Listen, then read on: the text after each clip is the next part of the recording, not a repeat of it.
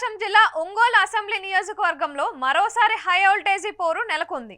అధికార వైఎస్ఆర్ కాంగ్రెస్ పార్టీ తరపున మాజీ మంత్రి బాలినేని శ్రీనివాసరెడ్డి, తెలుగుదేశం నుంచి దామచర్ల జనార్దన్ రావు పోటీ పడుతున్నారు. విజయం ఎవరిని వరిస్తుందనేది ఉత్కంఠభరితంగా మారిన స్థానాల్లో ఇది ఒకటి.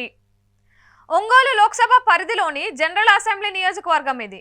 ఒంగోలు, కొత్తపట్నం మండలాలు దీని పరిధిలోనే ఉంటాయి.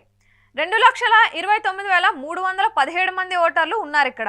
సంఖ్యాపరంగా కానీ రాజకీయ పరంగా కానీ కమ్మ, కాపు, రెడ్డి సామాజిక వర్గాలదే ఆధిపత్యం.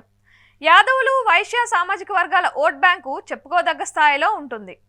తెలుగుదేశం పార్టీ ఆవిర్భవించక ముందు 6 ఎన్నికలు జరిగాయి.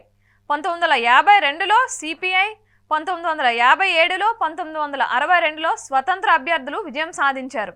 ఆ తరువాత వరుసగా 1967, 1972, 1978 ఎన్నికల్లో కాంగ్రెస్ పాగా వేసింది.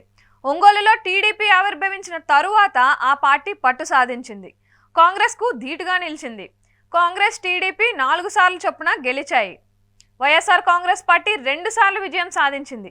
అటు కాంగ్రెస్, వైఎస్ఆర్సీపీలో బాలినేని శ్రీనివాసరెడ్డి విజయడంక మోగించారు. 2009లో కాంగ్రెస్ అభ్యర్థిగా బాలినేని టీడీపీ తరపున పోటీ చేసిన ఈదర హరిబాబుపై 22,986 ఓట్ల భారీ మెజార్టీతో గెలిచారు. 2012 ఉప ఎన్నికల్లో వైఎస్ఆర్సీపీ అభ్యర్థిగా కూడా విజయం సాధించారు బాలినేని. 2014లో టీడీపీ అభ్యర్థి దామచర్ల జనార్దన్ రావు చేతిలో 12,428 ఓట్ల మెజార్టీతో ఓడిపోయారు ఆయన. మళ్ళీ 2019లో ఒంగోలు అసెంబ్లీ నియోజకవర్గంపై పట్టు సాధించగలిగారు. అదే దామచర్లపై మరోసారి 22,245 ఓట్ల మెజార్టీతో గెలిచారు. ఈ ఎన్నికల్లో కూడా వారిద్దరే పోటీ పడుతున్నారా 2 పార్టీల నుంచి? ఈ పోరు ఎలా ఉంటుంది అనేది ఆసక్తిని రేకెత్తిస్తుంది.